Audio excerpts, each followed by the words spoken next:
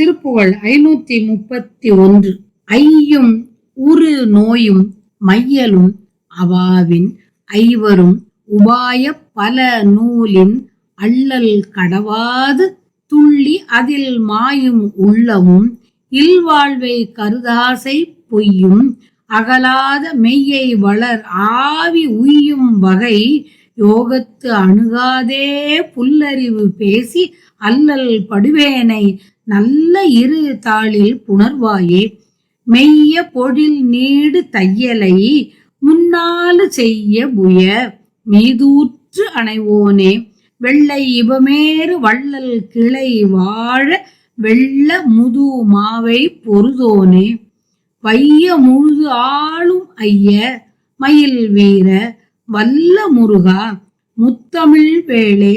வள்ளி படர்ச்சாரல் வள்ளி மலைமேவு வள்ளி மணவாள பெருமாளே.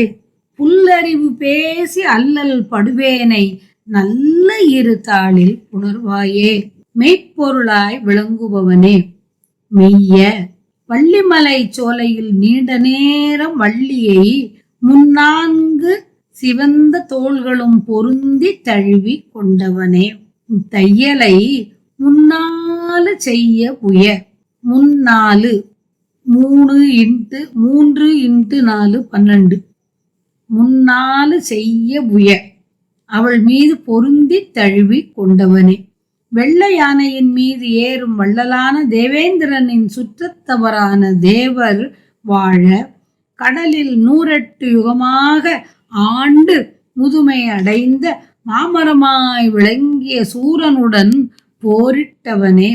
உலகம் முழுவதையும் நாள்கின்றவனே. மயில் மீது ஏறி வருகின்ற வீரனே. திருவல்லத்தில் வீற்றிருக்கும் முருகா முத்தமிழ் வல்ல செவ்வேளே. வள்ளிக்கொடி படர்கின்ற பக்கத்தை வள்ளிக்கொடி படர்கின்ற மலைப்பக்கம் வள்ளிமலையில் வீற்றிருக்கின்ற வள்ளி நாயகியின் கணவனான பெருமாளே.